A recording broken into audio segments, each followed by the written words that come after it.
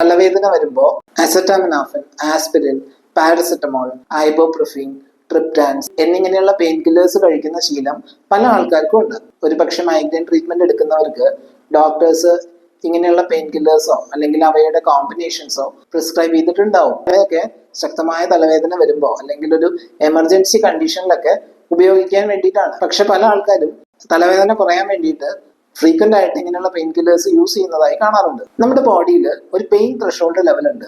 ഈ ഒരു പോയിന്റിൽ എത്തുമ്പോഴാണ് നമ്മൾക്ക് വേദന അനുഭവപ്പെടുന്നത്. ഫ്രീക്വന്റ് ആയി പെയിൻ കില്ലേഴ്സ് കഴിക്കുമ്പോൾ പെയിൻ ത്രെഷോൾഡ് ലെവല് കുറയും. സോ ഈ ഒരു സിറ്റുവേഷനിൽ ചെറിയൊരു തലവേദന പോലും വളരെ സിവിയർ ആയി അനുഭവപ്പെടാം. കണ്ടിന്യൂസ് ആയി ഇങ്ങനെയുള്ള ടാബ്ലറ്റ്സ് കഴിക്കുന്നവരിൽ കുറെ കാലം കഴിയുമ്പോൾ ശക്തമായ കുറെ നേരം നീണ്ടു നിൽക്കുന്ന തലവേദന അനുഭവപ്പെടാറുണ്ട്. ഈ ഒരു കണ്ടീഷനെയാണ് മെഡിക്കേഷൻ ഓവർയൂസ് ഹെഡേക്ക് എന്ന് പറയുന്നത്.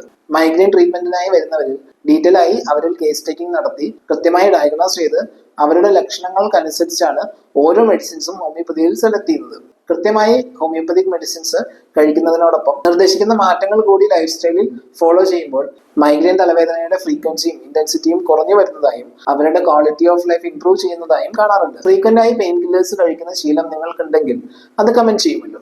ബൈ.